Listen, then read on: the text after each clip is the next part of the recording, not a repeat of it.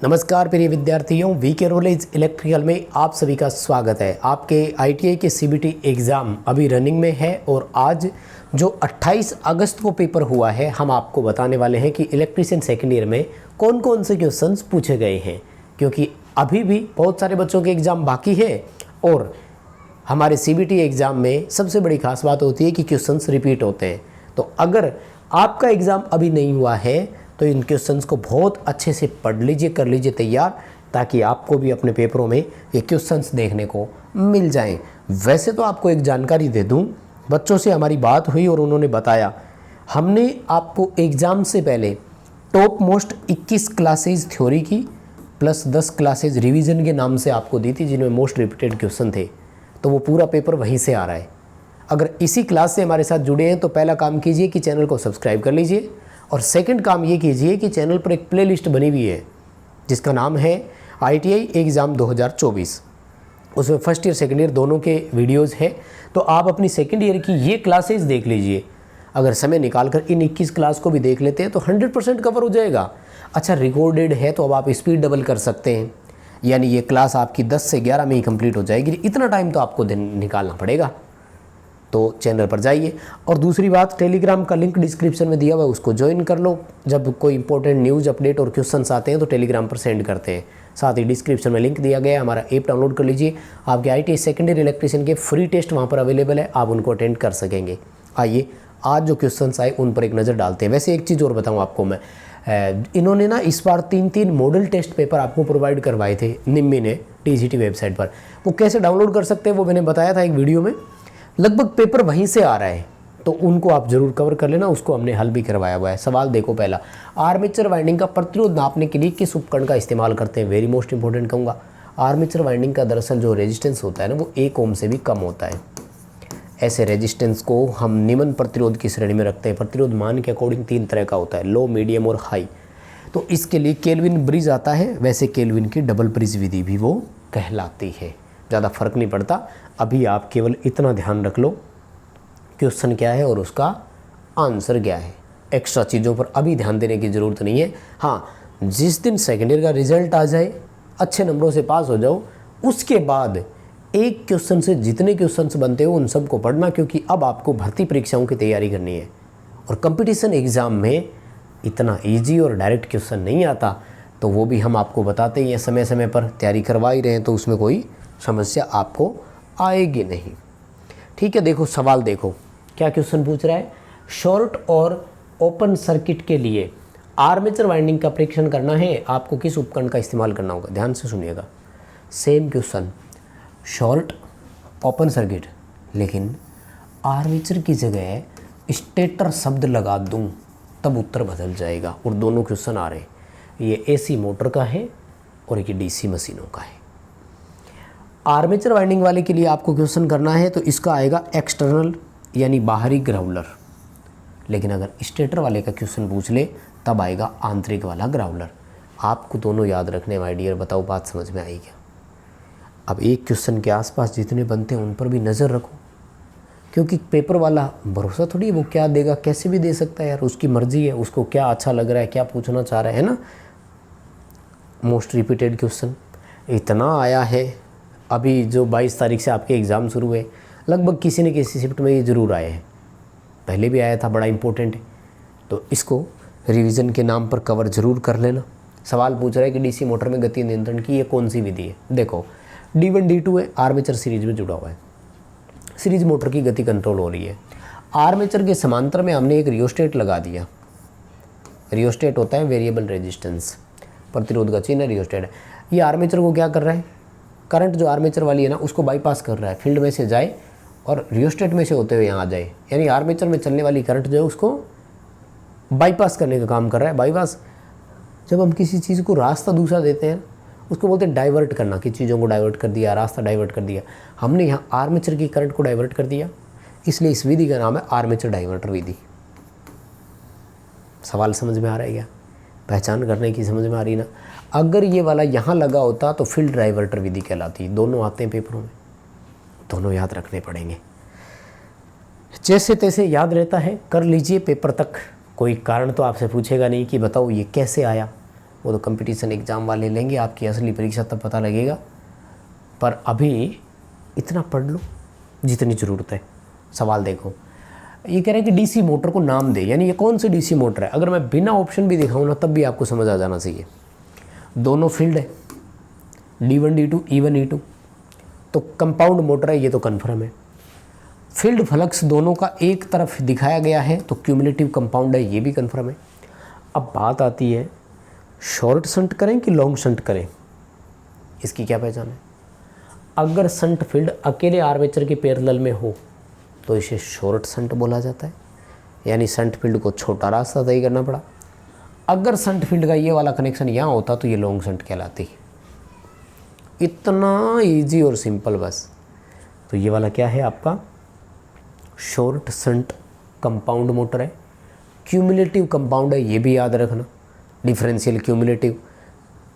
ठीक है, जिस तरह से भी क्वेश्चंस आते हैं उनको थोड़ा सा याद कर लेना, उसमें तो और बन नहीं रही है। जैसे बच्चों ने फोटोज़ स्क्रीनशॉट भेजे ना, अपन वैसे ही उस तरह से ले आए। डीसी जनरेटर में एक्स से चिन्हित इस भाग का नाम क्या है। अब इस क्वेश्चन को नहीं जाने आप कितनी बार पढ़ चुके होंगे, हमने भी बहुत बार पढ़ा है। ये पूरा सिस्टम ना कम्यूटेटर का पार्ट कहलाता है। ये कम्यूटेटर सेगमेंट है, कम्यूटेटर सेगमेंट के बीच माइका भरी जाती है, अब्रक भरी होती है।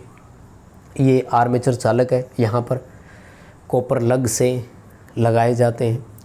जिस उभरे हुए भाग पर ये लगाए जाते हैं उस भाग का नाम है राइजर। क्या बोलते हैं, राइजर। पूरा नाम होता है कम्यूटेटर राइजर। ये रहा, ठीक है, सिंपल सवाल है। अभी आप बच्चे हो, पेपर दे रहे हो, इसलिए डर लग रहा है। लगभग ITI की 1 साल कंपटीशन एग्ज़ाम की तैयारी करने के बाद ये सारे क्वेश्चन आपके लिए छोटे हो जाएंगे, बोने हो जाएंगे। तो मस्त रहो, आराम से पेपर दो, पास सारे हो ही जाओगे, कोई चिंता है नहीं। और उसके बाद में कंपटीशन की तैयारी करनी होती है तो वैसे ही कोई दिक्कत नहीं है। आओ जी, एक इधर इस क्वेश्चन पर आओ। किस प्रकार की आर्मेचर वाइंडिंग का चित्रण किया गया है, ये वाली दिखा रहे हैं। देखो, वाइंडिंग के आंसर आपको DC में देने होते हैं 2। एक तो कि वाइंडिंग प्लेक्स कौन सी है, सिंप्लेक्स, ड्यूप्लेक्स, ट्रिप्लेक्स, क्वाड्रप्लेक्स। अगर पास पास के सेगमेंट से ही लगती है तो इसे सिंप्लेक्स कहा जाता है। अब इत्तेफाक ऐसा है कि सिंप्लेक्स का ऑप्शन नहीं है, तो ड्यूप्लेक्स ट्रिप्लेक्स वाइंडिंग है नहीं, ऑप्शन काट दो। 2 ऑप्शन बचे, प्रोग्रेसिव और रिट्रोग्रेसिव। प्रोग्रेसिव का मतलब होता है वाइंडिंग आगे बढ़ना, रिट्रोग्रेसिव का मतलब होता है वाइंडिंग पीछे आना। पहचान होती है, इसकी कम्यूटेटर पिच प्लस होती है, इसकी कम्यूटेटर पिच माइनस होती है, बस। और यहाँ से देखो, अगर वाइंडिंग को आप देख रहे हैं ना, तो वाइंडिंग देखो यहाँ से निकलने के बाद आगे ही बढ़ रही है, देखो, है ना, इसलिए ये प्रोग्रेसिव वाइंडिंग है। हिंदी में इसे प्रगतिशील वाइंडिंग, परगामी वाइंडिंग, आगामी वाइंडिंग, वो कुछ भी लिख देगा। मैं वैसे भी आपको कई बार पहले भी बताता आया हूँ कि हिंदी का इनका कोई वो नहीं है कि वो क्या लिखेंगे, कैसे लिखेंगे, है ना, क्योंकि एक शब्द के हिंदी में नहीं जाने कितने शब्द ये बना देते हैं। मैं कभी एग्जाम्पल दूंगा आपको, कैपेसिटर वाला ही मान लो, संधारित्र, धारित्र, कुछ भी लिख देता है। सवाल देखो, श्रेणी F इंसुलेशन का तापमान कितना होता है। अपने अचालकों वाली एक टेबल होती है, आपको अगर याद हो तो, YAEBFHC, है ना, 90, 105, 120, 130, 155, 180 और 200 से 250 डिग्री सेंटीग्रेड। तो F जो है इसका कितना हो जाएगा, 155 डिग्री, ये रहा।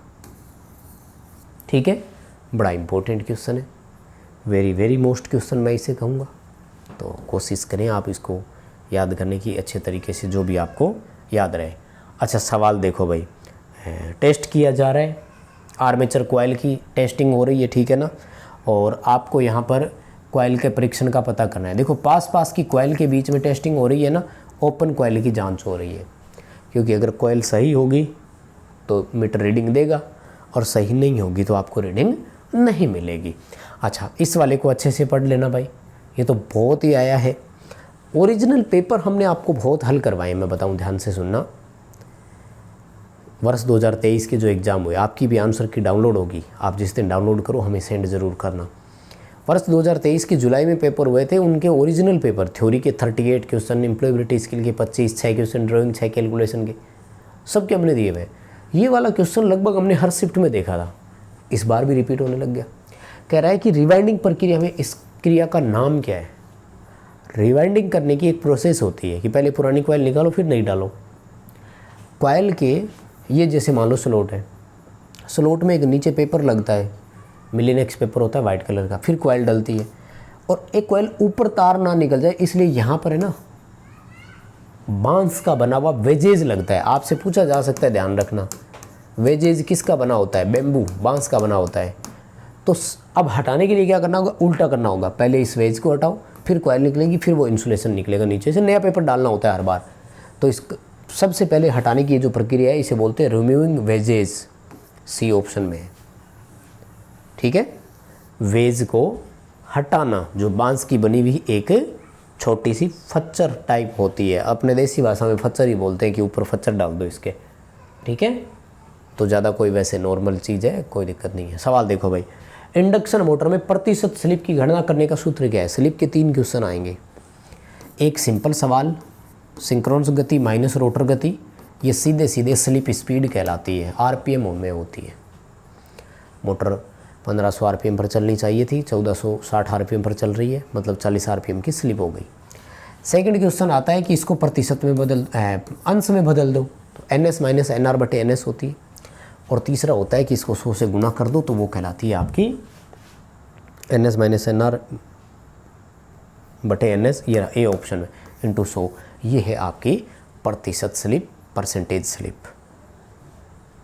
ठीक है, अच्छा ये क्वेश्चन देखो भैया, इसमें दोनों ही आते हैं यार, इधर वाला ये भी आया हुआ है, होल कॉइल वाइंडिंग है इसका, पहले मैं कई बार करवा चुका हूँ ऐसे वाइंडिंग वाला वो डायग्राम देकर। एक ये वाला स्टार्टरों का, देखो ये वाला इतना सा जो बॉक्स है ना, ये स्टार्टर कहलाता है। अब इसके अंदर क्या लिखा हुआ है उससे पकड़ना है, DOL यानी direct online starter. Star delta बना दिया अंदर, तो स्टार डेल्टा स्टार्टर। ये वाला जो है ना ऑटो ट्रांसफार्मर का प्रतीक होता है, तो ऑटो ट्रांसफार्मर स्टार्टर है बस, स्टार्टर। और उसके यहाँ खाली जगह में क्या लिखा हुआ है? 3-4 डायग्राम जितने भी है इसमें से कोई भी एक आ जाएगा। अच्छा ये वाला क्वेश्चन देखो, इसमें से 2 बनते हैं, एक तो ये फॉर्मूला ही आएगा, आपसे एक फॉर्मूला ही पूछा जाएगा, और एक न्यूमेरिकल। सवाल है टोटल इलेक्ट्रिकल डिग्री कैसे ज्ञात करोगे? इसके लिए फॉर्मूला होता है 180 डिग्री इंटू पोल। तो पहले तो ये याद रखो, क्योंकि पेपर में सीधा क्वेश्चन आएगा टोटल इलेक्ट्रिकल डिग्री ज्ञात करने का सही फॉर्मूला क्या है, तो ये आपको याद होना मस्ट ज़रूरी है। अब जिस बच्चे को ये फॉर्मूला याद है ना, तो वो वैल्यू भी निकाल देगा, फिर चाहे वो 6 पोल की पूछे, चाहे 4 पोल की हो, चाहे 8 पोल की हो, 6 पोल की टोटल डिग्री 1080 डिग्री आएगी। कैलकुलेशन करके मिलान कर लेना, अच्छा क्वेश्चन है। मतलब अपने क्या हो रहा है कि थ्योरी में एक के 2 क्वेश्चन बन रहे हैं, एक न्यूमेरिकल बन रहा है तो एक उसका डायरेक्ट वाला क्वेश्चन आ रहा है। ठीक है ना, ये देखो एक वो रहा, इस क्वेश्चन को मैं पहले बता चुका हूँ। सवाल क्या था? शॉर्ट और ओपन जांच कर रहे हैं स्टार्टर वाइंडिंग, ये थोड़ा सा गलत लिखा है इसने, स्टेटर वाइंडिंग है, तो स्टेटर वाइंडिंग के लिए आंतरिक होगा, बाहरी किसके लिए था? DC आर्मेचर वाइंडिंग के लिए। दोनों ही इम्पोर्टेंट है, दोनों ही वेरी वेरी इंपॉर्टेंट है। इन सब में एक और आता है, मैं बताऊं कॉमन क्वेश्चन क्या है। DC मोटर, DC वाइंडिंग और AC वाइंडिंग, 2 क्वेश्चन है, दोनों आते हैं। कई बार ऐसा हुआ है कि एक ही पेपर में आ गए। क्या सवाल आता है